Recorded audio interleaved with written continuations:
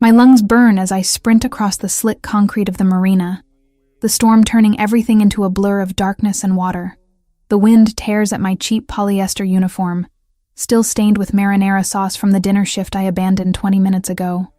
Salt spray mixes with rainwater on my face, and I can taste copper in my mouth from pushing too hard, too fast. I shouldn't be here.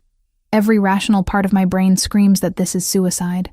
But Ethan's voice on the phone keeps replaying in my head. The terror. The way he choked on the words, "They're making me plant a bomb," before someone ripped the phone away. My little brother, 20 years old and drowning in gambling debts he'll never escape. The private docks stretch before me like a fortress. Security lights cut through sheets of diagonal rain, illuminating a convoy of black vehicles arranged in perfect formation. Men in dark suits move with military precision, their umbrellas creating a canopy over a single figure walking toward the largest yacht I've ever seen, the Sovereign. White and chrome, 3 stories of obscene wealth floating in the churning water. And Anthony Bellini is about to board it. I've never seen him in person before tonight. Only grainy photos Ethan showed me once, hands shaking, explaining who owned his debt now. The photos didn't capture this. The way people instinctively create space around him. The controlled economy of movement that speaks of absolute confidence. He's tall, broad-shouldered beneath an impeccably tailored charcoal suit that somehow remains crisp despite the weather. Dark hair swept back from a face that could belong to a Renaissance sculpture. Sharp cheekbones, strong jaw, and eyes so dark they look black from this distance. No scars, no visible weapons. He doesn't need them. Everything about him radiates cold, lethal control. I watch as he reaches the gangway, one polished shoe touching the metal ramp. Lightning splits the sky, illuminating the yacht's name in gold lettering. Now or never. I break into a dead run, cutting across the security perimeter. A guard turns, surprise registering on his face a split second too late. I use momentum and desperation, slamming my shoulder into his center mass. He's bigger, stronger, but I catch him off balance. He stumbles, and I'm past him. "Stop her!" someone shouts, but I'm already at the gangway. "Don't board!" My voice tears from my throat, raw and desperate. "Mr. Bellini! The engine, there's a bomb in the engine!" 3 things happen simultaneously. Anthony Bellini stops moving, his foot suspended above the yacht's deck. 4 guns appear, all pointed at my chest, and Anthony's hand rises in a small, precise gesture that freezes everyone in place. He turns to face me fully, and the impact of his attention is physical. Those dark eyes sweep over me in one clinical assessment. Soaked uniform, bare feet bleeding from the sprint across gravel, hair plastered to my skull. I'm gasping for air, hands raised to show I'm unarmed, and I know exactly how I look. Like a crazy person. Like someone who should be sedated and removed. But I hold his gaze, because looking away feels like death. Explain. 1 word. Quiet, almost conversational, but it cuts through the storm like a blade. My throat closes. I force words out. My brother, Ethan Evans. The O'Sullivans have him. They made him. They forced him to install an explosive device connected to the yacht's ignition system. When you start the engine, it'll detonate. I don't know exactly where it is, but I know it's there. Please, you have to check. Silence. He studies me with the same intensity someone might examine a chessboard 3 moves from checkmate. Your brother planted a bomb to kill me, and you're warning me about it. He tilts his head fractionally. Interesting choice. He didn't want to. The words tumble out faster now. They'll kill him if he doesn't. But they'll kill him anyway once it's done. I know they will. He called me. I barely understood, but I heard enough. The ignition system. Something about the fuel line. I don't know bombs. I just know he's terrified. And I can't let anyone die because of him. Anthony doesn't move for a long moment. Water streams off his shoulders, but he seems utterly unconcerned with the storm. Then he turns to the man on his left. Someone built like a concrete wall with gray hair and eyes that have seen too much. "Marco, check it. Every system. Now." Marco nods once and snaps his fingers. 3 men in tactical gear appear from one of the vehicles, moving toward the yacht with practiced efficiency. One of them has a metal detector. Another carries what looks like a portable X-ray machine. Anthony returns his attention to me, and I realize with creeping horror that he hasn't dismissed the guns. They're still trained on me, fingers resting just outside trigger guards. "What's your name?" "Kayla. Kayla Evans." "Kayla Evans." He says it slowly, tasting each syllable. "Where do you work?" The question throws me. "What?" "The uniform. It's from Marino's, the Italian place on 5th. I know the owner." His gaze drops to the name tag still pinned crookedly to my chest. "You're a server." "Waitress. Yes. I was working the dinner rush when Ethan called. And you left your shift to run here. Through a storm. To warn a man you've never met." He steps closer, and I force myself not to retreat. "Why?" "Because it's murder." My voice steadies. "Whatever my brother did, whatever debts he owes, I won't let him become a killer. And you don't deserve to die for someone else's cowardice." Something flickers in those dark eyes. Not warmth exactly. Recognition, maybe. Noble. He stops 2 feet away, close enough that I can smell his cologne beneath the rain. Cedar and something darker. Expensive. Also incredibly stupid. The O'Sullivans will kill you both when they find out you betrayed them. They're going to kill us anyway. I meet his stare, even though my knees are shaking. At least this way I can sleep at night. "Assuming you live to see night again." Before I can respond, Marco reappears on the gangway, his expression grim. He's carrying something small and metallic, wires dangling from it like electronic intestines. Found it. C4, professionally installed, rigged to the starter motor exactly like she said. Another 30 seconds and... He doesn't finish. Doesn't need to.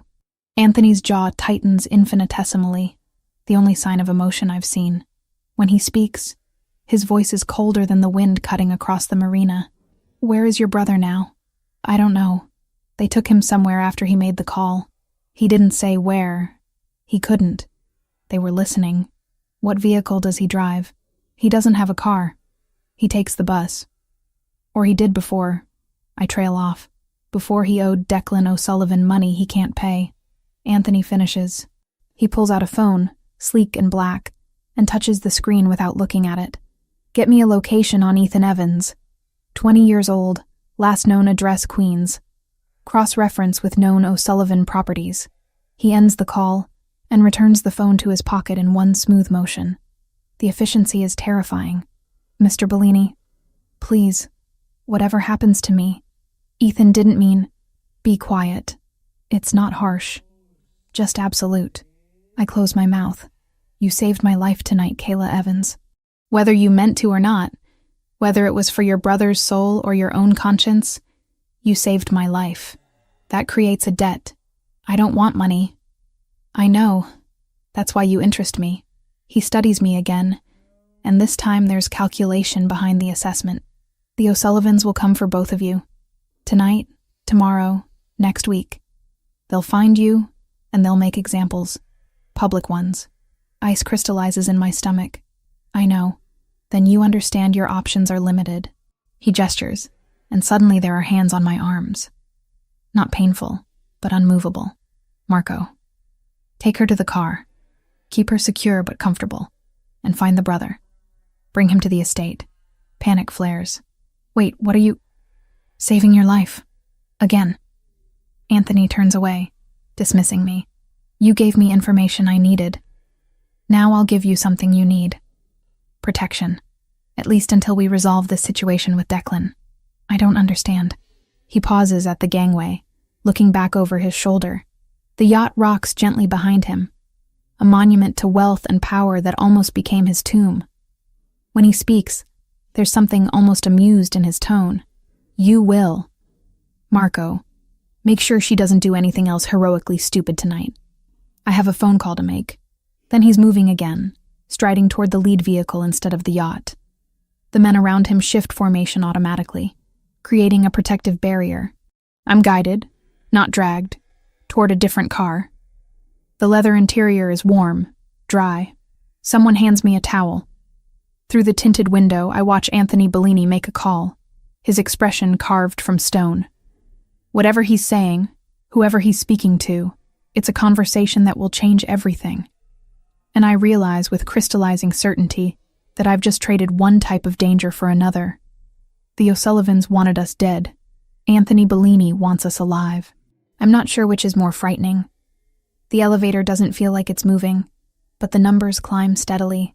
32 floors in complete silence except for the faint hum of machinery. Marco stands beside me, expressionless, while another guard I haven't been introduced to occupies the opposite corner. Nobody speaks. Nobody looks at me directly. I'm still wearing the damp uniform, though someone draped a wool coat over my shoulders during the car ride. Cashmere, probably. It smells like the same cedar cologne Anthony wears. My feet are wrapped in gauze and tucked into slippers 3 sizes too large. A medic cleaned and bandaged them in the back of the vehicle while we drove through the city, his hands efficient and impersonal. Ethan is alive. They found him in a basement storage unit near the docks, zip-tied to a metal chair with a hood over his head. Marco told me this in clipped sentences, offering no details about his condition. Just secured and en route. The elevator opens onto a space that steals what little breath I have left. Floor-to-ceiling windows wrap around 3 walls, revealing the city sprawled below like a carpet of lights. The storm has passed, leaving only wisps of clouds trailing across the moon. The office itself is all dark wood and leather, modern but substantial. A desk that looks carved from a single piece of mahogany dominates one end. Bookshelves line the interior wall, filled with volumes that appear actually read rather than decorative. Anthony Bellini stands at the window, hands clasped behind his back, still wearing the suit from the marina. He must have changed somewhere because there's no trace of rain on the fabric. His reflection in the glass watches us enter. Sit. He doesn't turn around. Marco guides me to one of 2 leather chairs facing the desk. I sink into it, my body finally registering exhaustion now that the adrenaline is fading. My hands won't stop shaking, so I tuck them under my thighs. Would you like something to drink? Anthony's voice is measured, almost polite. Water. Please. Marco moves to a sidebar and returns with a crystal glass filled with ice water. I accept it with both hands and drain half in one pull. The cold grounds me, sharp and real. Anthony finally turns from the window, moving to the bar himself. He pours 2 fingers of amber liquid into a tumbler. Neat. And then leans against the desk rather than sitting behind it. The casual posture somehow makes him more intimidating. Not less. Like a predator confident enough to relax before the kill. Tell me about your brother. It's not a request. I set the glass on the small table beside my chair, careful not to leave a ring.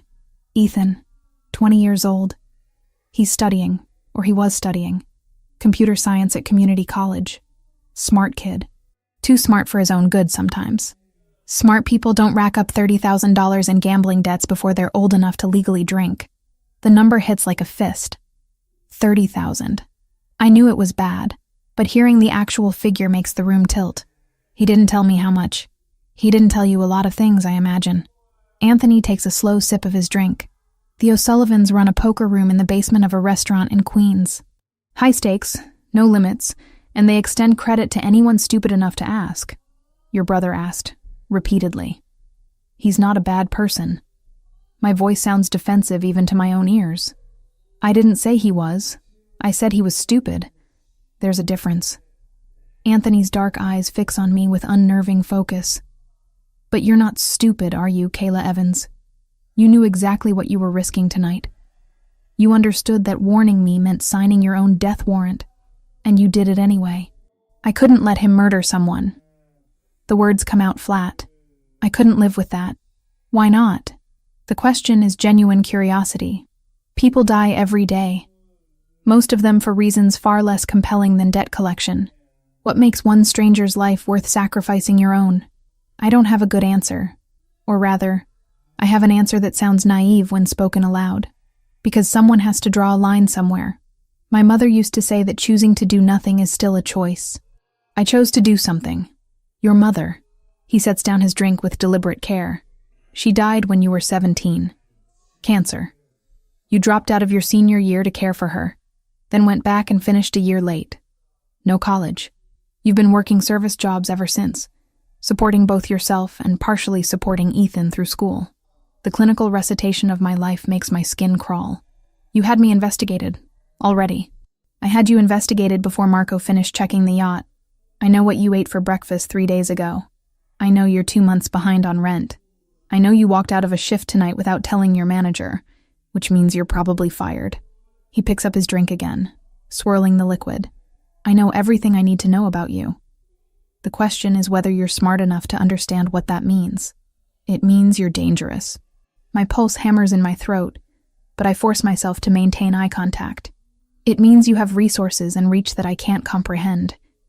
And it means you're deciding right now what to do with 2 people who've complicated your life. Close. The corner of his mouth lifts a fraction. I've already decided what to do with you. I'm waiting for your brother to arrive so I can decide what to do with him. Before I can respond, the elevator chimes. The doors open, and 2 men enter, half dragging a third between them. Ethan's face is swollen on one side, dried blood crusting under his nose. His hands are zip-tied in front of him, and he's shaking so violently he can barely walk. Ethan! I lurch out of the chair, but Marco's hand on my shoulder stops me. Kayla? Ethan's voice cracks. His eyes find mine, wide and terrified. Oh God, Kayla, I'm sorry. I'm so sorry. I didn't know what else to do. Quiet. Anthony doesn't raise his voice, but the command slices through Ethan's babbling. The men dump my brother into the second chair. Ethan curls forward, hunching like he's trying to make himself smaller. Anthony approaches slowly, studying Ethan with the same clinical detachment he used on me. Ethan Evans, 20 years old. Computer science major with a gambling problem and no survival instinct. He circles the chair. You took money from Declan O'Sullivan, $30,000 over 6 months. You lost it playing poker with men who've been playing since before you were born. And when Declan called in the debt, you agreed to commit murder rather than face the consequences. They said they'd kill me. Ethan's voice is barely audible. They showed me pictures of what they do to people who don't pay. I saw what they did to this guy. His fingers were, I don't care what they showed you. Anthony's tone doesn't change, but ice crystallizes in each word. You put a bomb on my yacht. My yacht. Do you understand how spectacularly foolish that was? Ethan stares at his bound hands, tears streaming down his face. Anthony returns to the desk, picking up his drink. Your sister saved both our lives tonight. She sacrificed her safety, her job, possibly her future, to warn me about what you'd done. That kind of loyalty is rare. Admirable, even. He takes another sip. So I'm going to give you both a chance to survive this. But first, I need to make a phone call. He pulls out his phone, taps the screen, and activates the speaker. The ringtone fills the office, each pulse amplifying the tension. A rough voice answers on the third ring. Who's this? Declan. It's Anthony Bellini. We need to talk. Silence. Then a laugh, sharp and humorless. Bellini. Heard you had some excitement at the marina tonight. Shame about your yacht. Hope you weren't planning any trips. Anthony's expression doesn't change. The yacht is fine. The bomb was found and disarmed. Your asset failed. The silence stretches longer this time. When Declan speaks again, the amusement is gone.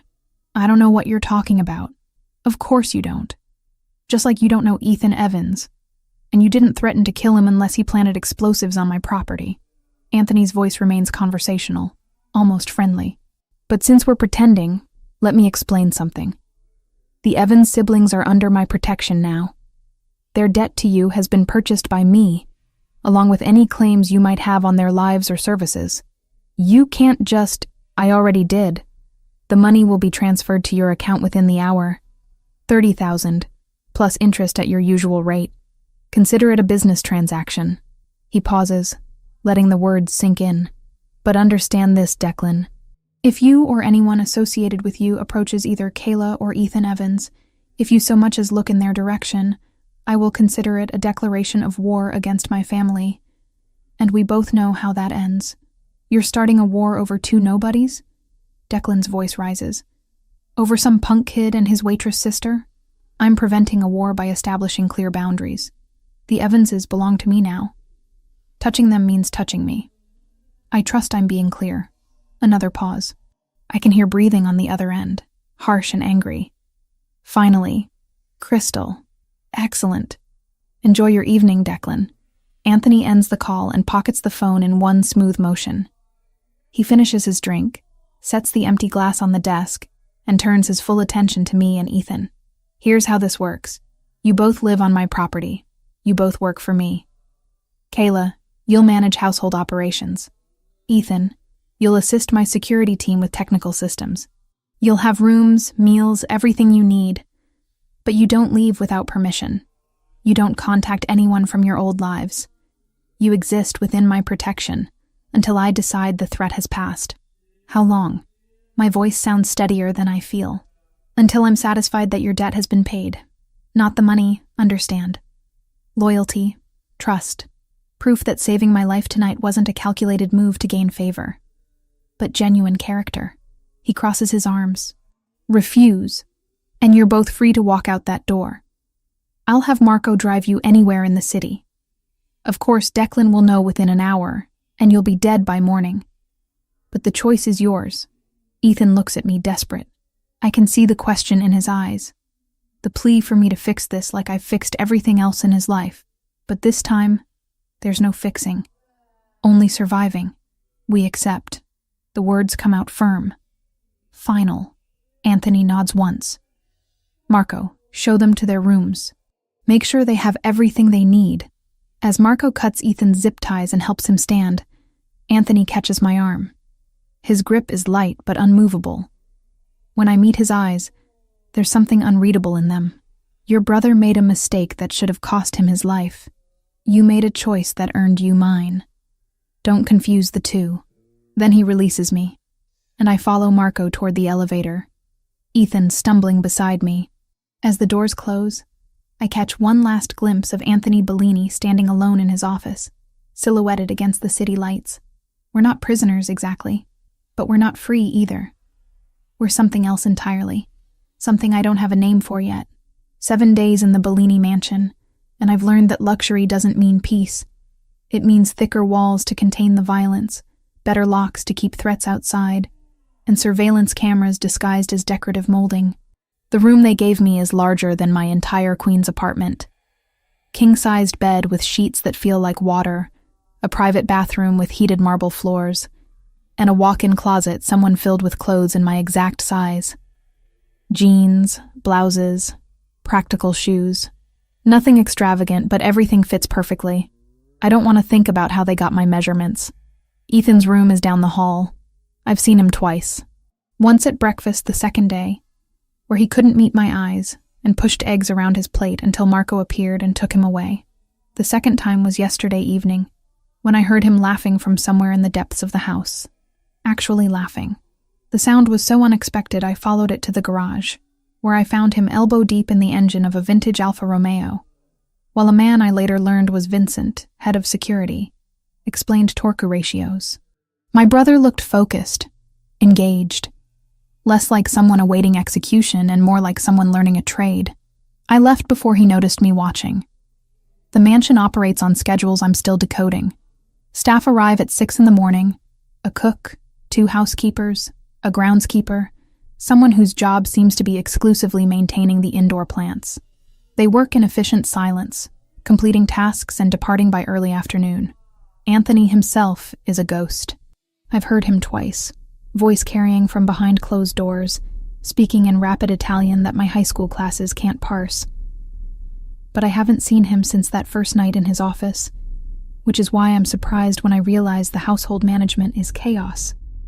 It starts when I wake early on the 4th morning and wander downstairs looking for coffee. The kitchen is restaurant grade, all stainless steel and commercial appliances, but the pantry is a disaster. Canned goods mixed with dry goods, no organization by type or date. I find 3 opened bags of flour, 2 of them growing weevils. The refrigerator is worse. Expired milk, produce rotting in the drawers, takeout containers dating back weeks. The cook, an older Italian woman named Rosa, arrives to find me wrist deep in the cleanup, Garbage bags piled around me. Signorina, no, you don't need to. She rushes forward, distressed. When did you last do inventory? I ask, not unkindly. Her face flushes. I cook what Mr. Bellini requests. The ordering, the stocking, that's not my responsibility. Whose responsibility is it? She spreads her hands, helpless. It was Maria's job, but she left 3 months ago. No one replaced her. 3 months of accumulating disorder. I think of Anthony Bellini's pristine office, the perfect tailoring of his suits, the precision in his movements. This chaos would drive him insane if he knew about it. Maybe he doesn't. Maybe the household staff is invisible to him, a machine that's supposed to run itself. I'll handle it, I tell Rosa. By noon, I've cataloged every item in the kitchen, created a master inventory list, and identified what needs ordering. By evening, I've done the same for the household supplies, cleaning products, linens, toiletries. The housekeepers watch me with wary confusion, unsure if I'm overstepping or helping. I don't ask permission. I just do the work. The pattern continues. I discover the staff schedules overlap inefficiently, leaving gaps where no one's available, and redundancies where 3 people are doing one person's job. I create a new rotation, posting it on the back of the pantry door. I find receipts for vendors overcharging by 30% and research alternatives. I establish protocols for supply orders, maintenance requests, and emergency contacts. The house begins functioning like the restaurant I used to work at during the Sunday brunch rush. Organized chaos transformed into synchronized efficiency. On the 7th day, I'm in the library cross-referencing vendor invoices against delivery logs. When I feel the change in air pressure, that means I'm no longer alone. Anthony Bellini stands in the doorway, suit jacket off, shirt sleeves rolled to his elbows. It's the most casual I've seen him, and somehow the absence of armor makes him more intimidating. His forearms are corded with muscle, and there's a thin white scar running along his left wrist that I didn't notice before. You've been busy. His voice cuts through the silence. I set down my pen carefully, turning in the leather chair to face him. The house was falling apart. I'm aware. He moves into the room, scanning the spreadsheets I've laid across the massive oak table. I've been meaning to hire a house manager for months. Haven't had time to vet candidates properly. You don't need a candidate, you need a system. I gesture at the documents. Your vendors were robbing you blind. Your staff schedules were a mess. And your pantry hadn't been inventoried since last spring. He picks up one of the spreadsheets, dark eyes scanning the columns. Something shifts in his expression. Not surprise exactly. Recognition. You did all this in a week. I did this in 3 days. The rest of the time I've been refining it. I stand, moving to the table to point at specific entries. You were paying 32% over market rate for produce. I found 3 suppliers willing to beat that by 15% with better quality. Your housekeeping service was charging for 5 hours daily, but only working 3. I renegotiated to hourly instead of flat rate. And your security system monitoring subscription was auto-renewing at the promotional rate that expired 2 years ago. Anthony sets down the spreadsheet, studying me instead of the numbers. You could have stayed in your room, read books, watched television, pretended to be a guest. I don't know how to be a guest. The words come out sharper than intended. I know how to work, so I worked. Managing a household isn't payment for protection, Kayla. No, it's proof that I'm useful. That keeping me here is an investment, not charity. I meet his gaze directly. You said the debt would be paid through loyalty and trust. I'm paying it the only way I know how. For a long moment, neither of us speaks. The library feels smaller suddenly. The air charged with something I can't name. Anthony's jaw tightens fractionally, and I watch the muscle jump beneath the skin. Tomorrow you'll meet with my accountant, he says finally. Show him what you've found.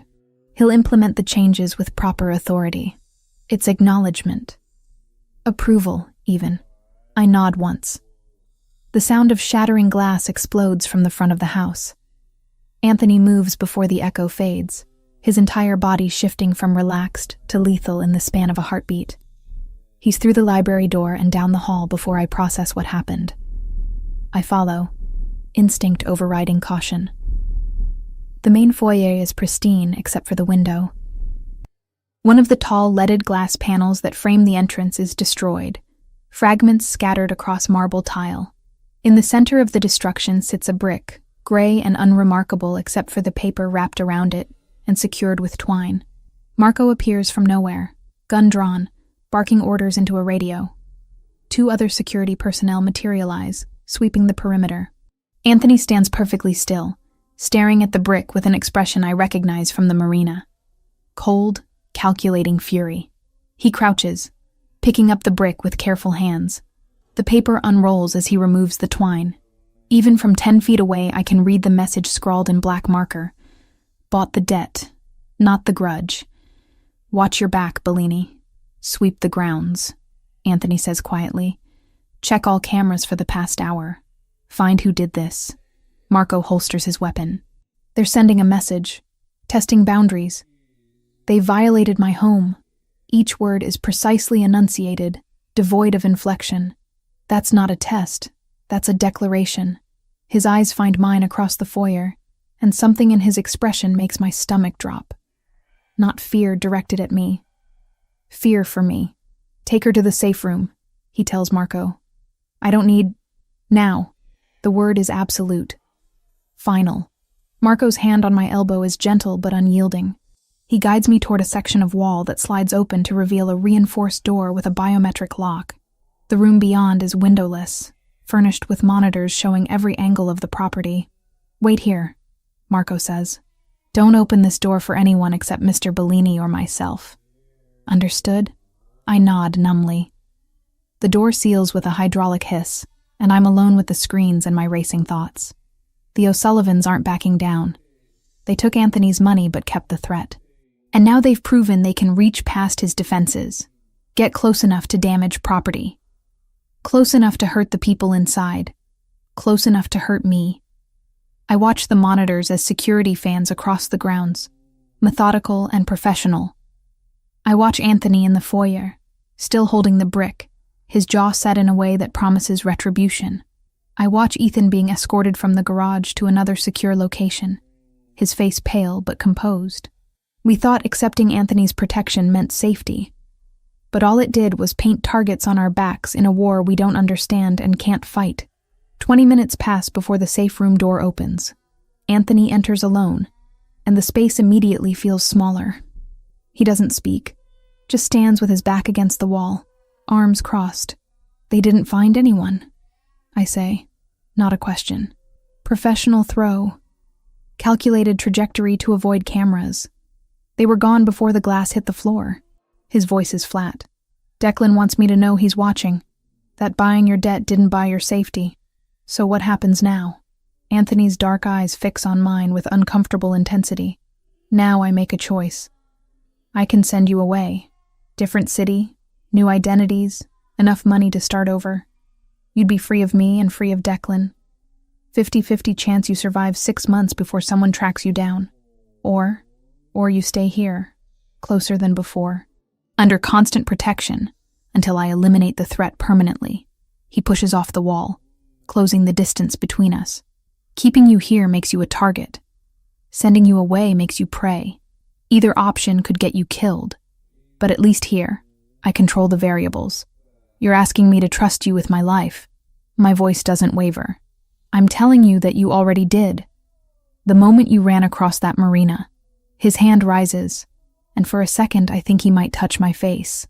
Instead, he points at the monitors. This is my world, Kayla.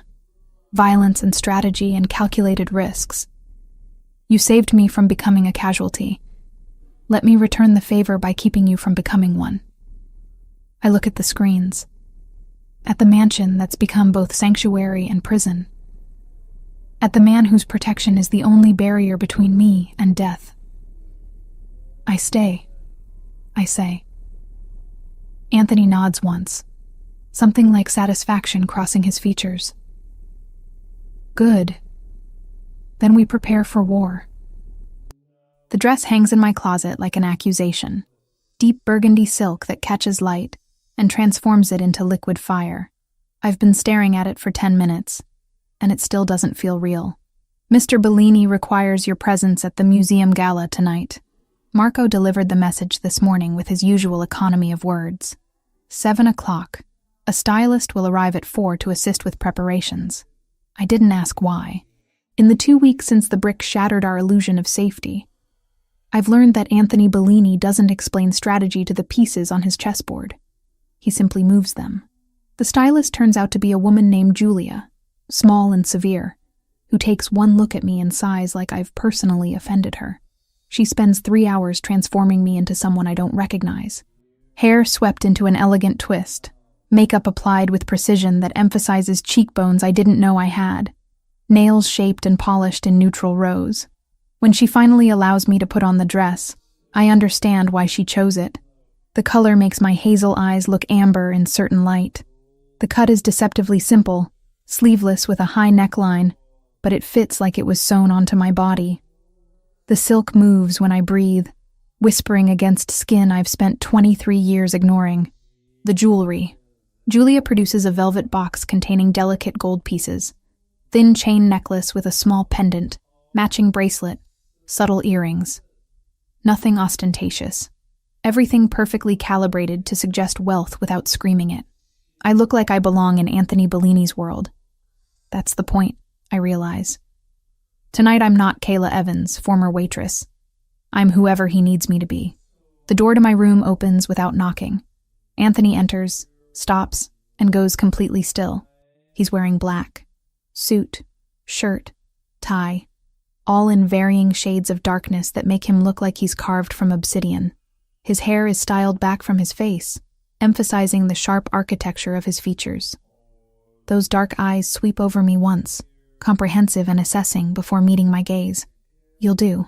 2 words, utterly devoid of inflection, but I catch the fractional tightening of his jaw, the way his hands flex once before he clasps them behind his back. For Anthony Bellini, that's equivalent to a gasp. What exactly am I doing? I turn from the mirror to face him directly. Attending a charity gala. The museum is hosting a fundraiser for arts education.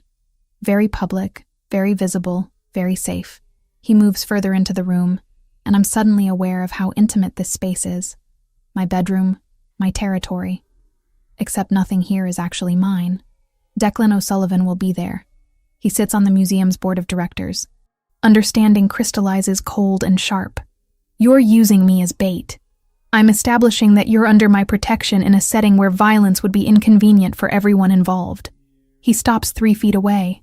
Declan needs to see that threatening you means confronting me. Publicly. Where his reputation is as vulnerable as mine. There are 6 of my people on the floor, 4 more outside, and a response team within minutes, he adds, shifting fully into the cadence I have come to recognize as operational, not personal. I am not throwing you to him, Kayla.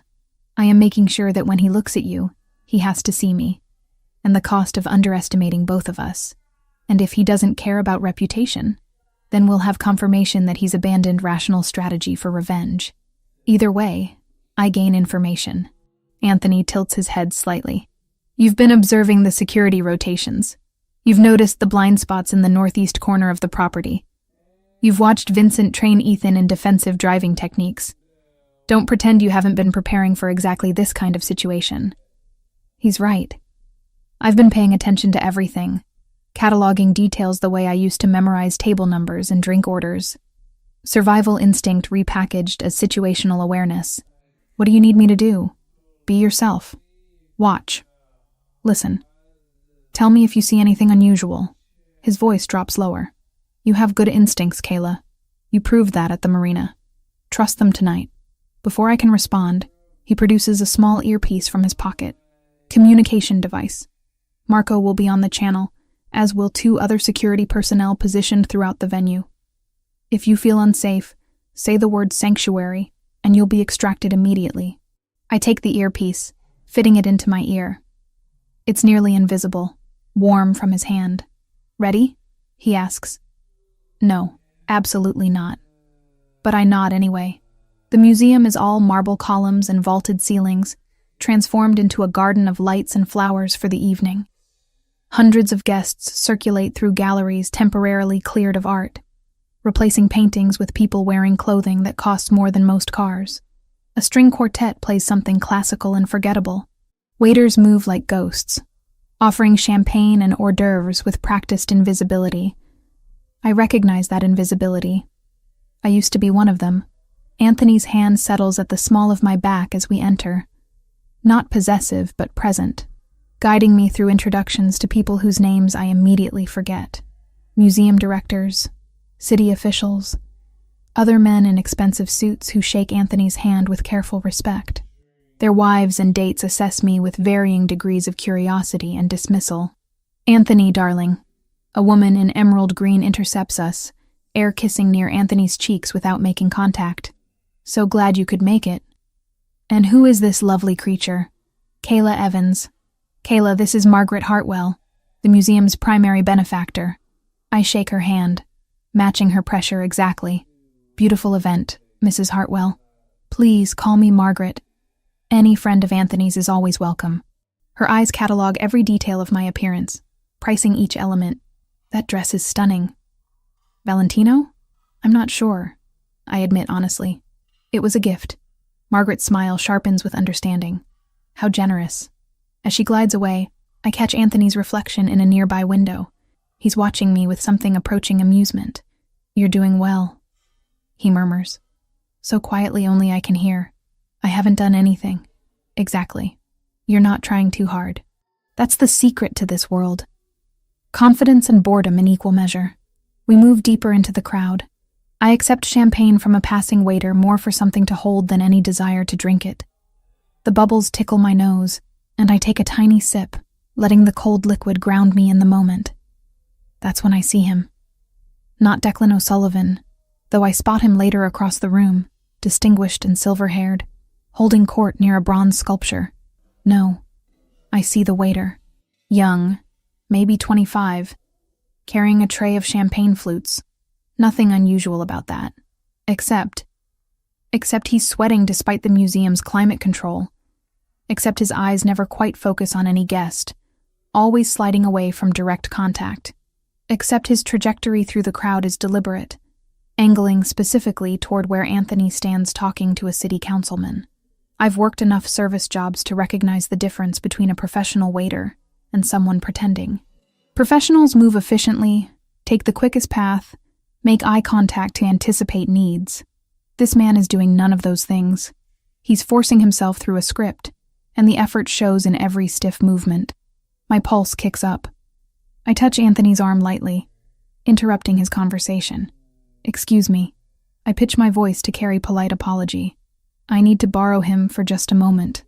Anthony's eyes flick to mine, reading the tension in my face. He excuses himself smoothly and allows me to guide him 2 steps away. "The waiter with the champagne tray, coming from your left." Don't look directly at him. I keep my voice low, casual, like we're discussing the art on the walls. "Describe him." Mid-20s, dark hair, white jacket, black tie, carrying 8 flutes moving toward you. He's nervous, wrong kind of nervous, and he keeps checking his watch like he's on a schedule. Anthony's jaw tightens microscopically. "Marco." Northwest corner, waiter with champagne.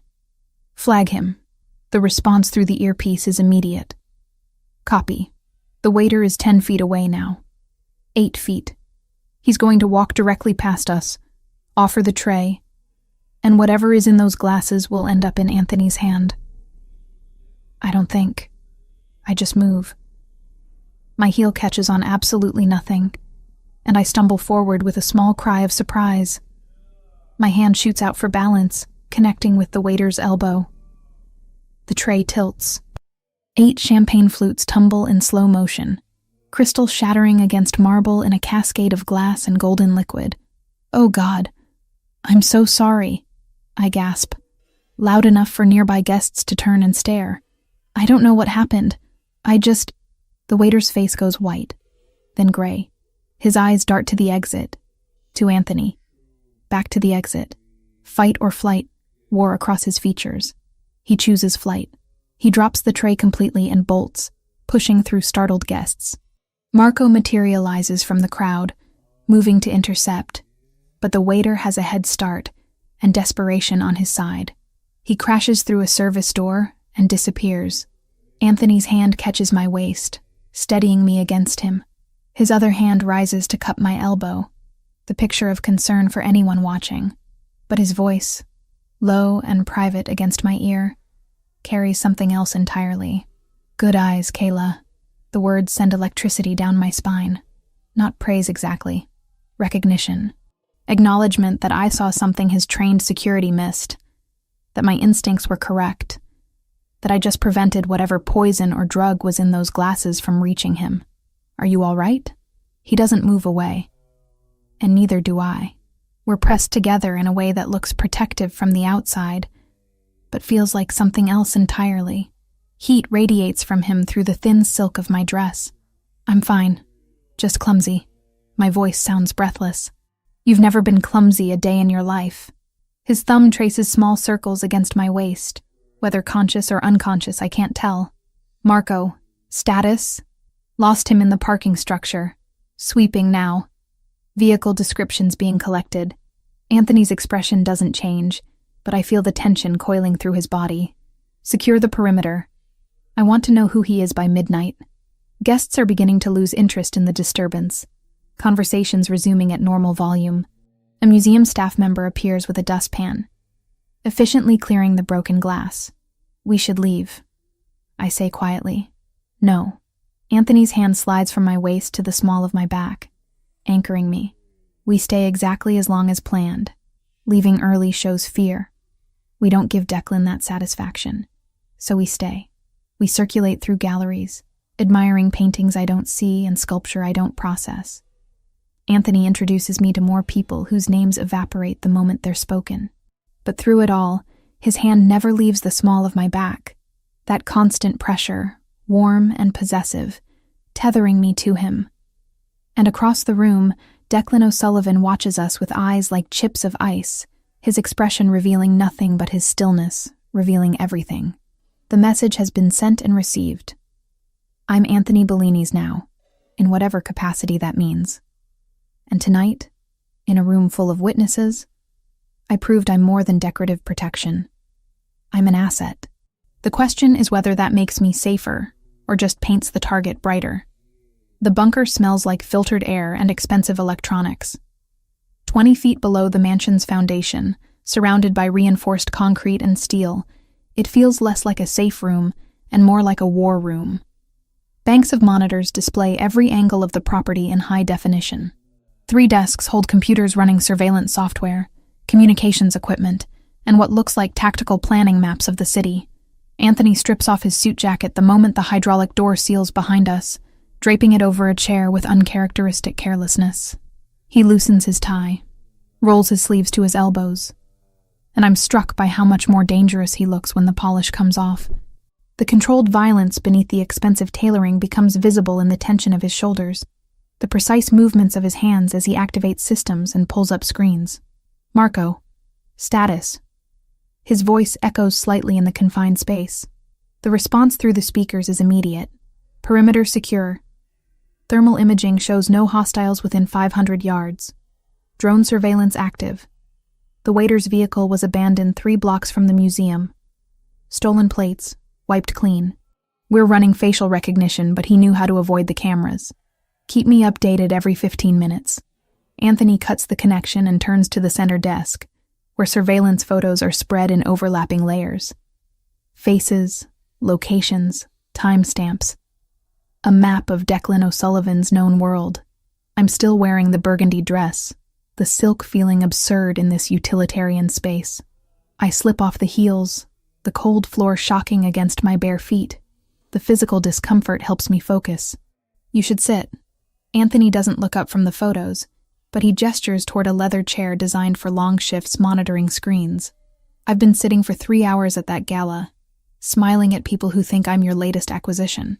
I move to the desk instead, standing across from him. Tell me what we're looking for. His eyes lift, dark and assessing. For a moment, I think he'll dismiss me, send me to sit quietly while he works. Instead, he slides half the photos toward me. Declan's operation is cellular. He doesn't keep all his assets in one location. We've identified 3 properties he definitely uses: an apartment in Midtown, a restaurant in Queens that fronts his gambling operation, and a warehouse near the docks. Anthony taps each location on the city map. but none of them are secure enough for him to hide in during open conflict. He has another location, somewhere we haven't found. I pick up the photos one by one, studying faces and buildings. Men in various states of alertness, some clearly guards, others just associates. Streetscapes that could be anywhere in the 5 boroughs. And buildings, so many buildings. You've been surveilling him for weeks. Not a question. Months, since before you warned me about the yacht. Anthony's jaw tightens. I knew Declan was escalating towards something. I just didn't know what until your brother gave him the opportunity. These are all recent? I gesture at the surveillance photos. Last 2 weeks, since the brick through my window. He leans over the desk, bracing his weight on his palms. The overhead light throws shadows across his face, emphasizing the sharp angles.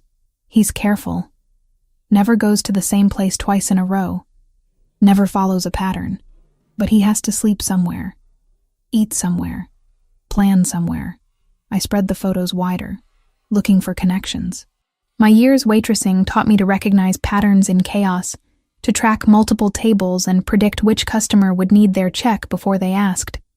This is similar. Different scale, lethal consequences, but the same fundamental skill, observation. This one. I pull a photo from the stack. An old industrial building, red brick darkened by decades of grime. The windows are boarded, graffiti covers the lower walls, and a rusted chain-link fence surrounds the property. Where is this? Anthony glances at it. Red Hook. Old fish cannery. Been abandoned for 15 years. We checked it. Structurally unsound. First floor flooded from storm damage. Not viable as a base. I turn the photo, studying the details. The fence, the padlock securing the gate, and there, barely visible in the grainy image, a small detail that sends recognition shooting through my memory. The padlock is new. I point to it. Everything else is corroded, rusted, falling apart. But that padlock is maybe 6 months old. Heavy-duty commercial grade. Anthony moves around the desk, standing close enough that I can feel body heat radiating through his shirt. He takes the photo, examining it more carefully. Could be squatters securing their territory. But his voice carries doubt now. Could be. I meet his eyes. Or it could be someone who wants people to think the building is worthless while they use the parts that aren't flooded. The basement level would be below the water table. If the first floor is flooded, the basement isn't. The certainty in my voice surprises me. I know that building. Ethan used to hide there when he ditched school. He'd take the subway to Red Hook, break in through the fence, and spend hours in what he called the cave. I thought he meant some ground-level storage room. But if the first floor is flooded now, and he was going there 3 years ago, understanding flashes across Anthony's face. The basement is sealed. Concrete sump system, probably built when they were processing fish and needed refrigeration below grade. The flooding is on the main level, but the foundation stays dry. Ethan said nobody ever checked it because from outside it looks destroyed. Perfect place to hide if you want to be overlooked. Anthony sets the photo down carefully, his hands flattening against the desk. He's silent for a long moment, processing the information. When he looks at me, there's something different in his expression. Not gratitude, exactly. Respect. Urban intelligence. His voice is quiet. You know the city the way my security team never will. They see threats and assets. You see details. The kind that come from actually living here, scraping by, paying attention because your survival depended on it.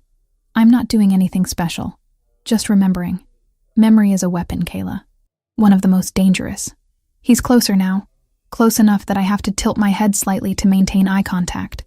You've given me what 3 weeks of professional surveillance couldn't. A location worth investigating. It might be nothing. Just an old building where my brother used to smoke weed and avoid algebra. Or it's exactly where Declan thinks he's invisible. Anthony's hand rises, and this time he doesn't stop himself. His fingers brush my jaw, tilting my face toward the light. You're wasted serving tables. You're wasted organizing my house. That mind should be doing more. The touch sends electricity across my skin. I should step back. Maintain professional distance. Remember that I'm here because of debt and necessity, not choice. But I don't move. Neither does he. What are you doing? My voice comes out softer than intended, reconsidering several assumptions. His thumb traces along my cheekbone, feather-light. I thought keeping you close was about protection, making sure the O'Sullivans couldn't use you against me. But it's become something else. What? Partnership. The word hangs between us, loaded with implications. You see what I miss. I have resources you need. We complement each other's weaknesses. That's very tactical of you.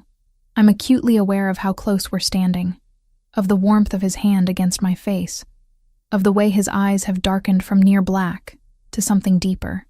I'm always tactical, but his voice has lost its clinical edge. Except right now. Right now I'm about to do something completely impractical. He kisses me. It's not gentle, not tentative or exploratory. It's decisive and thorough, his mouth claiming mine with the same confidence he applies to everything else. One hand stays at my jaw, angling my face precisely where he wants it. The other slides to the small of my back, pulling me flush against him. The silk dress is a useless barrier between us, thin enough to feel every plane of muscle, every point of contact. I should hesitate. Question this.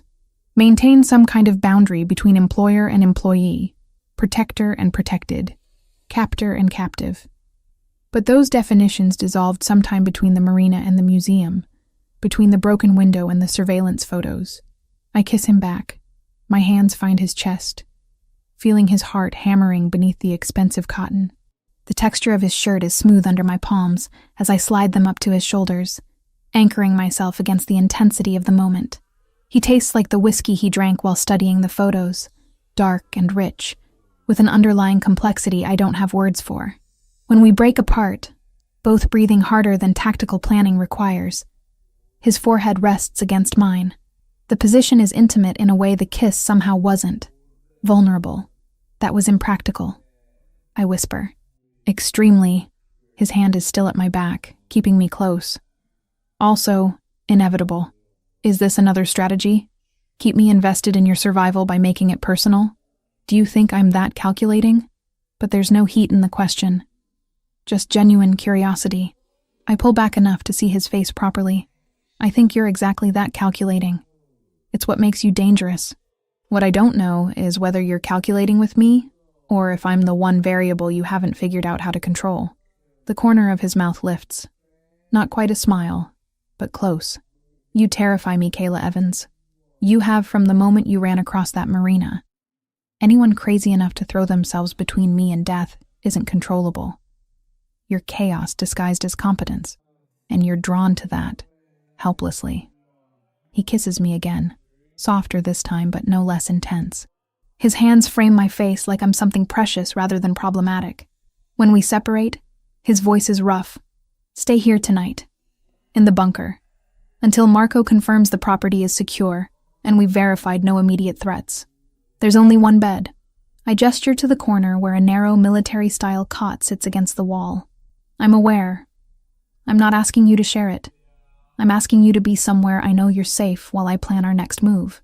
He steps back, creating space between us with visible effort. Declan escalated tonight. He tried to poison me in a room full of witnesses.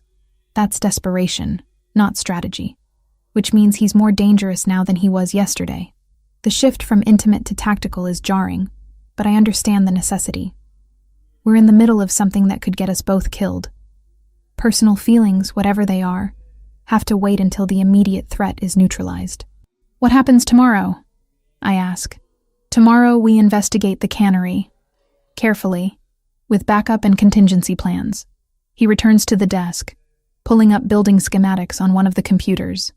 If Declan is using that location, we'll find evidence. And if we find evidence, we'll have a target. I watch him work, his focus absolute, and understand that this is who Anthony Bellini really is. Not the man in the expensive suits conducting business in marble offices. This. Strategy and violence and protection wrapped in ruthless efficiency. And somehow, impossibly, I've become part of his inner circle. Not as property or obligation, but as something more complex and considerably more dangerous. The question isn't whether I can survive in his world anymore. It's whether I want to leave it if given the choice. Red Hook at 3 a.m. is a study in abandonment. Warehouses hunker against the water like sleeping beasts, windows dark or shattered, loading docks empty of everything except rust and shadows. The air smells like brine and diesel fuel, sharp enough to sting my nostrils even through the filtered ventilation of the tactical van. I'm surrounded by screens. 6 monitors arranged in a semicircle, each displaying different camera feeds from the operation. Thermal imaging, night vision, standard spectrum, and drone footage from 200 feet above the cannery. Marco sits to my left, his hands moving across keyboards with practiced efficiency. Vincent is on my right, coordinating communications with the ground team through a headset. And I'm supposed to be their extra set of eyes. The spotter. The one who notices what trained professionals might miss because I'm not trained to ignore the unimportant details. Bravo team in position. Vincent's voice is barely above a murmur, but it carries weight. Alpha team holding at the southeast corner. Romeo 1 confirms visual on entrance. Romeo 1 is Ethan. My 20-year-old brother is sitting in an armored vehicle 50 yards from a building that might contain a dozen armed men, serving as the initial observation post. Anthony decided 3 days ago that Ethan's redemption required proving he could function under pressure without collapsing. So far, my brother's voice through the comms has been steady. He is not alone in there. 2 of Anthony's operators sit within arm's reach, and there is an extraction route mapped down to the minute. Anthony might be ruthless, but he does not waste assets, especially not ones I care about. I've got movement in the northeast window, 2nd floor. Looks like someone just passed by with a flashlight. Ethan's words are measured, careful. Confirming signs of occupation. Copy that, Romeo 1. Anthony's voice cuts through the channel, calm and absolute. Alpha team, advance to position 2. Weapons hold unless I give the word. I watch the thermal display as 4 figures move across the screen in perfect formation. Anthony leads, with Marco's second-in-command flanking him. 2 more specialists cover their advance, moving between cover points with military precision. They're ghosts in the darkness, visible only through the heat signatures blooming white against the blue-cold background. My job is to watch everything. Not just the team, but the environment, the building, the approaches, looking for patterns or anomalies that might indicate trap or ambush. Kayla. Marco's voice pulls my attention to the center screen. Thermal imaging on the main floor. Tell me what you see. I lean forward, studying the display. The flooded 1st floor shows as dark blue, cold water filling most of the space. But there are variations in temperature. Patches of slightly warmer water near support columns, and something else. A heat signature near the far wall, roughly man-sized but stationary. Could be a person holding position, I say slowly. Or could be residual heat from machinery. Hard to tell without movement. Good. Keep watching it. If it moves, I want to know immediately. The operation unfolds in careful increments. Alpha team reaches the exterior wall. Someone produces a fiber optic camera, feeding it through a crack in the boarded window. The feed appears on my screens, showing the interior of the cannery in grainy green night vision. Empty. Or apparently empty. Just water reflecting the camera light, support beams rising like ribs from the flood, and debris floating in gentle currents. Basement access should be on the western wall. Anthony's voice is barely audible, but the microphones pick it up. We're moving to the service entrance. I switch my focus to the drone feed, watching from above as the team circles the building. The service entrance is a metal door set into the foundation, accessible via a short concrete stairwell below ground level. It's dry, which confirms the basement level is above the water table despite the flooding on the main floor. Doors secured with a chain. Recent. One of Anthony's team members reports. Industrial grade. Someone's definitely using this. Cut it. Anthony's response is immediate. Quiet as possible. The sound of bolt cutters working metal comes through clearly despite attempts at stealth. Each cut seems impossibly loud in the pre-dawn silence. I find myself holding my breath, waiting for alarms or response from inside. Nothing. The chain falls away, and the team stacks up on either side of the door. Bravo team, you're our backup. Hold position and watch for runners. Anthony's hand appears in the drone feed, making a countdown gesture. 3 fingers. 2. 1. They breach fast and silent, disappearing into darkness. My screens switch to their helmet cameras, showing narrow concrete corridors lit intermittently by their tactical lights. For a heartbeat, my mind tries to drag me back to the marina. The rain, the salt, the taste of copper and panic in my mouth as I ran toward a bomb I barely understood. Now I am not running blindly into danger.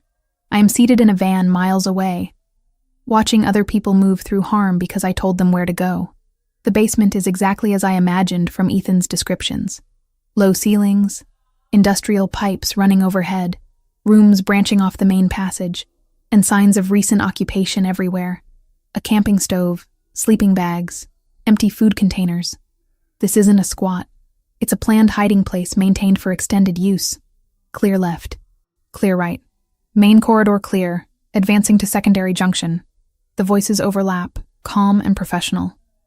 I watch 3 different camera angles simultaneously, trying to build a mental map of the layout.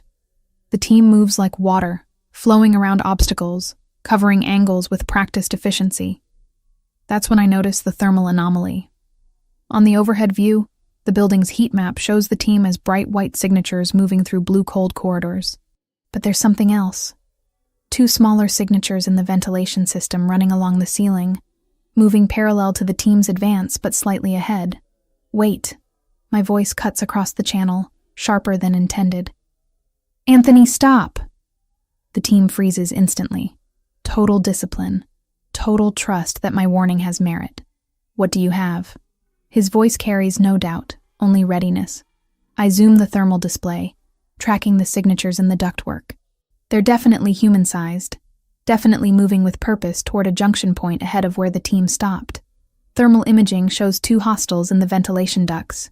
Eastern passage, approximately 15 feet ahead of your current position. I keep my voice steady, clinical, mimicking Marco's earlier tone. They're moving to flank you. Looks like they're heading for the junction where the main corridor splits. Ventilation access points? Anthony directs the question to his team. Multiple ceiling grates. Standard commercial size. Someone confirms. I watch the signatures creeping forward. They're going to drop down behind the team, or attack from above when they reach the junction. Classic ambush positioning. They're almost in position. I can hear my heartbeat in my ears. 20 seconds until they reach the intercept point. Copy. Anthony's response is glacier calm. Alpha 2 and 3, suppressed weapons on the ceiling. Wait for my mark. Alpha 4, watch our 6. Nobody moves until I give the word. The team shifts formation.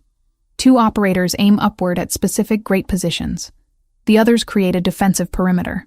Through the helmet cameras, I watch them wait, utterly still, while the thermal signatures above them creep into position. 5 seconds. I count down. 3, 2. They're directly above you. Now. The suppressed weapons fire with soft coughs rather than bangs. The ceiling grates shatter. 2 bodies drop from the ductwork, hitting the concrete with impacts that sound like wet meat hitting stone. The team is on them instantly, weapons trained, lights illuminating 2 men in dark clothing who aren't moving anymore.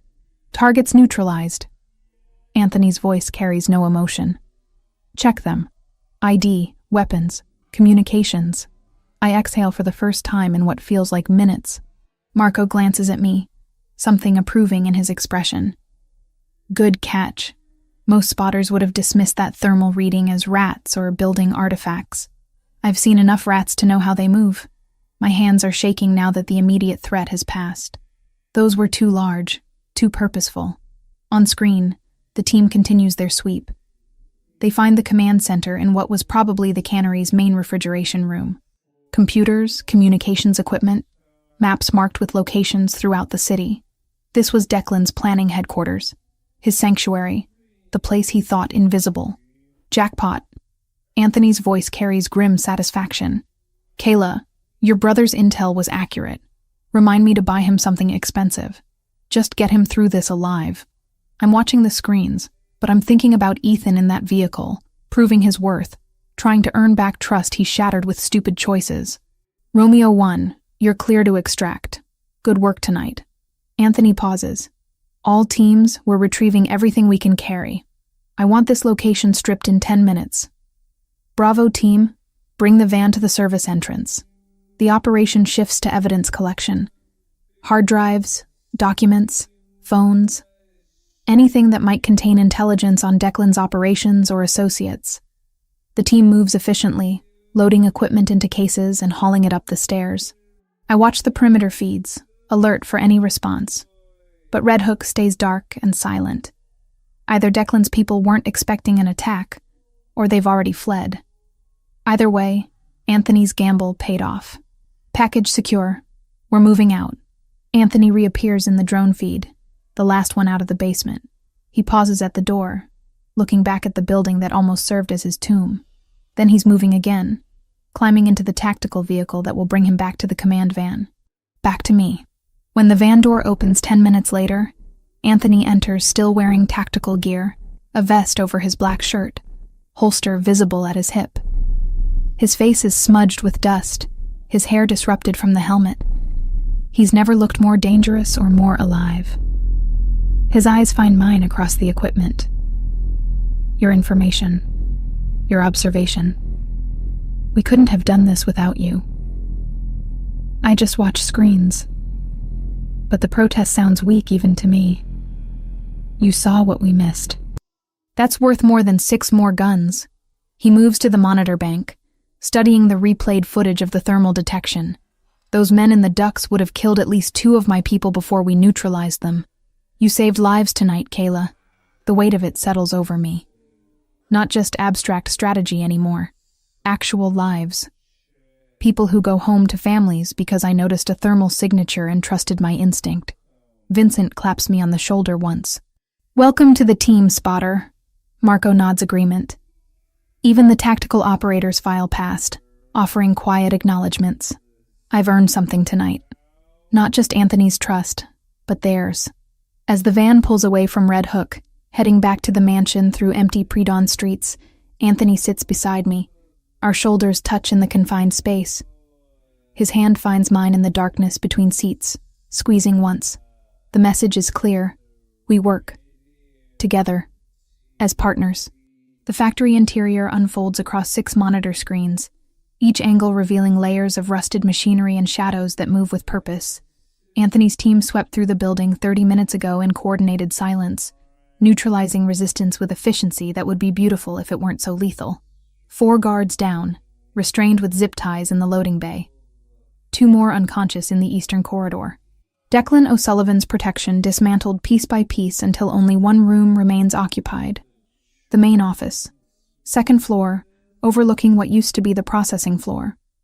Steel-framed windows that haven't been cleaned in decades. A desk that's somehow both decrepit and functional, covered in papers and technology that doesn't belong in this monument to industrial decay. And Declan O'Sullivan himself, trapped like the predator he is, suddenly realizing he's become prey. Alpha 1 entering final room. Anthony's voice through my headset is steady, clinical. The helmet camera feed shows his gloved hand pushing open the office door, weapon raised in a 2-handed grip that speaks of training far beyond what most civilians ever see. Declan stands behind the desk, hands visible but tense. He's older than his surveillance photos suggested. Silver hair disheveled, expensive shirt torn at the shoulder.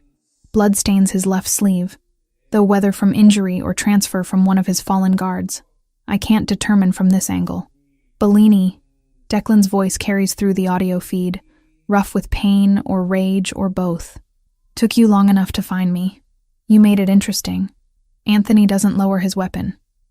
The camera view stays locked on Declan's center mass, professional and unwavering. But you were sloppy at the end. Desperate people make mistakes. I watch 3 monitors simultaneously. The main feed from Anthony's helmet, the tactical view from Marco, who's covering the door from the corridor, and the thermal imaging that shows the 2 of them as bright signatures against the cold building, alone in that room while the rest of the team secures the perimeter. Desperate. Declan laughs, sharp and bitter. I'm not the one who started a war over a waitress and her idiot brother. The words land like calculated strikes. I feel Marco glance at me in the van's close quarters, gauging my reaction. I keep my expression neutral, eyes on the screens, even as something cold and angry coils in my chest. You started this war when you put a bomb on my yacht. Anthony's voice doesn't change temperature. Everything after was just consequences finding their natural conclusion. Because of her. Declan emphasizes each word, leaning forward despite the weapon pointed at him. Because some blonde nobody stumbled into your life and turned you soft. The Anthony Bellini I knew 10 years ago would have killed them both the moment they became inconvenient. But now? Now you're playing house with civilians, pretending domesticity doesn't make you weak. The camera doesn't waver. Anthony's breathing stays controlled, measured. But I catch the fractional tightening of his finger near the trigger guard. A tell so small most people would miss it. I don't miss it. You're projecting. Anthony takes one step forward, closing distance by calculated inches. You lost control of your territory, lost respect from your own people, lost the discipline that kept you alive this long. And now, you're trying to justify your failures by blaming my choices. Convenient psychology, Declan. Also incorrect. You think she makes you stronger. Declan's hands shift slightly, one dropping toward his hip in a gesture that might be unconscious adjustment, or might be something else. She's a liability, a target. Every enemy you have will use her against you, and you'll die protecting someone who isn't worth the cost. Through the monitor, I watch Anthony's posture settle into something colder, more final. When he speaks, his voice drops to a register I've only heard once before, in that office 30 floors above the city when he declared war on Declan's operations. You're right about one thing. She is worth dying for. But you'll never understand why. Because men like you don't comprehend loyalty that isn't purchased or coerced. You can't imagine someone choosing to stand beside you instead of behind you. The helmet camera captures Declan's expression, shifting, fear beginning to erode bravado. His weight transfers backward, shoulders hunching in preparation for flight or surrender. We're done here. Anthony's weapon stays trained on center mass. Turn around, hands behind your head. Marco's going to restrain you, and then we're going to have a very long conversation about your operations, your associates, and exactly how we dismantle what's left of your organization. Declan's hands rise slowly, palms visible. His face cycles through calculations, searching for any remaining option. He turns gradually, presenting his back to Anthony, fingers interlacing behind his skull in the universal gesture of surrender. Every instinct I've developed over 3 weeks of watching operations and learning tactical patterns screams wrong. The surrender is too smooth, too practiced. Declan's breathing changes, shallow and quick, like someone preparing for explosive movement, and his right knee bends slightly, weight shifting to his left leg in a way that has nothing to do with casual balance. Anthony. I lean forward, hand covering the microphone to prevent feedback. Watch his legs. Something's wrong with how he's standing. On screen, Anthony's weapon doesn't move, but his head tilts fractionally. Acknowledgement without words. Marco appears in the doorway, moving to approach Declan's exposed back. The tactical protocol is clean. One person maintains weapon control, while another performs the restraint. Standard practice, safe practice. Except Declan's right hand twitches. The movement is minute, barely perceptible, but it's there. A conscious abort of larger motion, like someone reconsidering their next move. And his ankle flexes in a way that emphasizes something solid pressing against the inside of his pant leg. I've served enough cops and security personnel to recognize an ankle holster. Weapon on his right ankle. My voice cuts through the channel, sharp and urgent. Inside right leg, ankle holster. Time fractures into slow motion. Declan's hand abandons the surrender position, dropping toward his leg. His body pivots, twisting to bring the concealed weapon into firing position. A small revolver emerges from his pant leg, silver steel catching the dim light. Anthony's response is instantaneous. Not reactive. Proactive. Like he was waiting for exactly this betrayal. I saw it. His voice is utterly calm as he fires twice in rapid succession. The suppressed weapon makes sounds like sharp exhalations. Both rounds hit Declan in the shoulder and upper chest, the impacts spinning him sideways. The revolver flies from nerveless fingers, clattering across the concrete floor. Declan collapses, breath wheezing, hands clutching at wounds that pump blood between his fingers. Marco is on him before he finishes falling, kicking the revolver away, pressing Declan face down against the floor. The older man gasps, struggling weakly, but the fight has left him along with dangerous amounts of blood. Medical. Marco's voice is efficient, emotionless. Gunshot trauma. Upper right quadrant. Subject is contained but needs immediate stabilization if we're keeping him alive. Anthony lowers his weapon slowly, deliberately. The helmet camera shows him staring down at Declan's prone form with an expression I can't fully read. Not satisfaction, not regret. Something colder and more complex. Secure him. Anthony turns away, holstering his weapon in one fluid motion. Vincent. Status on perimeter? Clear. No additional hostiles detected. Building is ours. Vincent's response crackles through the channel. Then we're done here. Anthony moves toward the door, pausing to look back at Declan one final time. Get him stable enough for transport. He's going to tell us everything he knows, and then he's going to disappear into a hole so deep his own mother wouldn't find him. The helmet camera cuts off as Anthony removes the gear. The remaining feeds show the team moving efficiently through post-operation protocols. Evidence collection, site sanitization, casualty management. Declan is strapped to a stretcher, still conscious but fading, while a medic works to keep him from bleeding out. They stabilize him just enough to keep him conscious, not comfortable. An improvised interrogation room takes shape around the stretcher. Medical kit balanced on a crate, plastic sheeting dragged under the metal frame. Marco's voice a low metronome of questions as he presses for names, accounts, safe houses. Declan holds out longer than I expect, and less than he probably promised himself he would. In the end, it's not mercy or a clean arrest that waits for him. Just blood loss, and the math of bad choices finally coming due on that concrete floor. 15 minutes pass before the van door opens. Anthony climbs inside, and the confined space feels smaller with his presence. He's shed the tactical vest, but blood spatters his shirt and forearms. Not his blood. Never his. He's holding a white cloth, methodically wiping red stains from his hands with movements that are almost meditative. Our eyes meet across 3 feet of equipment and distance that feels simultaneously vast and non-existent. You saw the ankle holster. His voice carries no question, just statement. I saw how he was standing, the way his weight shifted wrong for a real surrender. I don't look away from the blood on his hands, the evidence of violence he committed without hesitation. I thought you needed warning. I had already clocked the weapon before we entered the room. Thermal imaging showed a heat signature inconsistent with body temperature on his ankle. Anthony finishes cleaning his right hand, moving to the left with the same careful attention. But when you confirmed what I suspected, it gave me certainty. No second guessing. No hesitation that could have cost Marco his life. So you didn't need me. The words come out flatter than intended. Anthony sets down the cloth, his hands clean now, and closes the distance between us. In the van's cramped interior, that means he's close enough that I can smell gunpowder residue beneath his cologne, can see the gold flecks in his dark eyes that I never noticed before. I've never needed anyone. Need implies weakness, dependency, vulnerability. His hand rises, fingertips tracing the line of my jaw. But partnership isn't about need. It's about multiplication. You double my effectiveness. I double yours. Together we see angles neither of us would catch alone. That's very rational. My pulse kicks up despite the clinical language.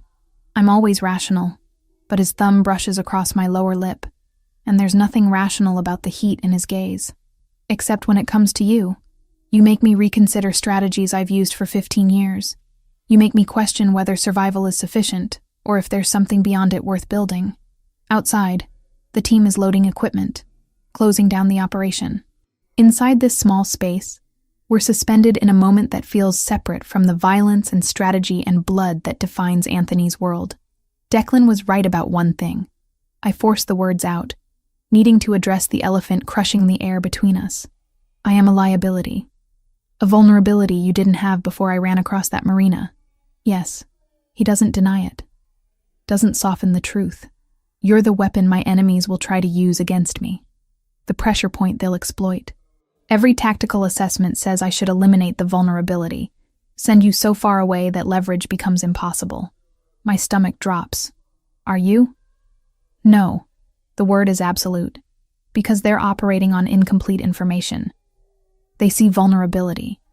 I see asset. They see weakness. I see the person who identified a bomb, organized my household, spotted thermal signatures my professionals missed, and just saved one of my best operators' lives by trusting her instincts. His forehead rests against mine, the gesture intimate in a way that transcends the physical. We're partners now, Kayla Evans, in strategy and protection and whatever else this becomes. Declan is neutralized. His organization will collapse within days. And when the dust settles, you and I are going to decide what we're building in the space where threats used to be. I should question this. Demand clarity about exactly what partnership means in Anthony Bellini's world. But his lips find mine, and the kiss tastes like promises written in blood and certainty forged in fire. And I realize I already made my choice weeks ago. Everything after is just learning to live with the consequences. The Mediterranean sun turns the water into hammered gold, each wave crest catching light and throwing it back toward a sky so blue it almost hurts to look at directly. The Sovereign cuts through the sea with the quiet confidence of engineering perfection. Its engines a distant purr beneath the deck where I stand, documents spread across the teak table in front of me. 1 year. 12 months since Declan O'Sullivan bled out in that factory office. His organization dismantled piece by piece until nothing remained except cautionary tales whispered in rooms where men make dangerous decisions. 12 months since I stopped being Kayla Evans, waitress and survivor, and became something else entirely. Partner, strategist. The woman who stands beside Anthony Bellini instead of behind him. My phone vibrates against the table, Ethan's name flashing across the screen. I pick it up, scanning his message with practiced efficiency. Got my midterm grades back. 2 A's and a B+. Professor Reeves says I should consider graduate programs. Can you believe that? Me, in grad school. Also, I'm seeing someone. Her name's Claire. She's in my algorithms class. I think you'd like her. Miss you. Don't let Anthony work you too hard. I type back quickly. Proud of you. Send pictures of Claire. And Anthony knows better than to overwork me. I run his schedule now, remember? The truth of that sits comfortable in my chest. The Bellini Foundation operates out of offices in Manhattan and Rome, funding educational programs and small business grants throughout immigrant communities. Legitimate enterprise built on the bones of less legitimate operations. My job title is Director of Operations, which is corporate speak for the person who makes sure Anthony's vision translates into functional reality. I'm good at it. Better than I ever was at carrying plates or organizing pantries. Turns out the skills required to manage a household in chaos transfer remarkably well to running a multi-million-dollar charitable foundation. The documents in front of me detail next quarter's grant applications. 73 requests, each one representing someone trying to climb out of circumstances that once would have buried them. I've already narrowed the list to 25 finalists, cross-referenced against need and viability, and potential for sustainable impact. Anthony will approve whichever ones I recommend. Not because he's delegating blindly, but because over the past year, he's learned that my judgment in this arena exceeds his own. I understand struggle in ways his privileged upbringing never taught him. I see potential where he sees risk. We balance each other. Always have, from that first night in the rain. Footsteps on the stairs pull my attention from the applications. Anthony emerges onto the deck, barefoot and casual in ways I never imagined possible when I first saw him in that impeccable charcoal suit. Linen pants and a white shirt unbuttoned at the collar, sleeves rolled to his elbows. His hair is slightly disheveled from the wind, and there's color in his face from days spent away from office fluorescence. He looks younger than 33. Looks happy, if I'm honest, though he'd probably object to the word. Working. He states it without question, moving to stand behind my chair. His hands settle on my shoulders, thumbs pressing into muscles tight from hours hunched over paperwork. You're supposed to be on vacation. This is vacation. I'm reviewing grants on a yacht in the Mediterranean instead of in a Manhattan office. I lean back into his touch, feeling tension dissolve under expert pressure. Besides, you were on a conference call until 20 minutes ago. Neither of us knows how to stop working. True. His hands move from my shoulders to my arms, sliding down to encircle my waist. He pulls me back against his chest, chin resting on top of my head. But I'm trying to learn. For you. The vulnerability in those two words still catches me off guard sometimes. Anthony Bellini doesn't do vulnerability as a general rule. But with me, in private moments like this, he lets the armor drop enough that I glimpse the man beneath the careful construction. Ethan got his grades. I tilt my head back to look up at him. 2 A's and a B+. He's thinking about graduate school. Something soft crosses Anthony's expression. Pride, maybe. Or satisfaction at an investment paying unexpected dividends. He's come far. From installing bombs under duress to legitimate academic achievement in 12 months. That's not nothing. You gave him a second chance when most people wouldn't have. My hand covers his where it rests against my stomach. That's not nothing either. I gave him opportunity. He did the work. Anthony's breath stirs my hair. Same way I gave you protection and you turned it into partnership. Neither of you needed saving. You needed space to become who you were always capable of being. The words land heavy and true. A year ago I would have argued, insisted that without his intervention I'd be dead in a gutter somewhere. But time and distance from immediate danger have given me perspective. Anthony opened doors, but I walked through them. He provided resources, but I determined how to deploy them. We built this together. The foundation, the legitimate operations, the life that looks nothing like what either of us expected. Speaking of protection, Anthony's voice shifts, taking on the edge that means he's thinking tactically. Marco confirmed this morning that the last of O'Sullivan's former associates accepted the buyout. The territory is stable. No outstanding threats, no loose ends. We're clear. Clear. The word represents months of careful negotiation, strategic intimidation, and calculated generosity. Declan's organization didn't disappear overnight. It fragmented, with pieces scattered across the city, each one needing to be addressed individually. Some were absorbed into Bellini operations. Others were bought out and retired. A few disappeared in ways I don't ask about because some answers aren't meant for daylight. But the result is the same. The threat is neutralized. The war is over. So we're safe. I let the statement hang between us, testing its weight. As safe as anyone in our position ever is. Anthony's arms tighten fractionally. There will always be new threats, new challenges, but nothing like Declan, nothing personal, just business, which is manageable. I turn in his embrace, needing to see his face. The sun highlights gold in his dark eyes, warm instead of cold. The man who stares back at me isn't the same one who stood on a marina dock a year ago, calculating threats with inhuman precision. He's softer now. Not weak, never weak, but accessible in ways he wasn't before. Do you regret it? The question emerges before I can stop it. Letting me complicate your life. Taking on responsibility for me and Ethan. Building something legitimate instead of staying in the shadows. Anthony's hand rises to cut my face, thumb tracing my cheekbone. I regret nothing.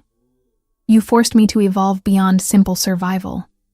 To consider legacy and meaning instead of just power and control. His mouth curves slightly. Also, you're the best thing that's ever happened to me, though I'll deny saying that if you tell anyone.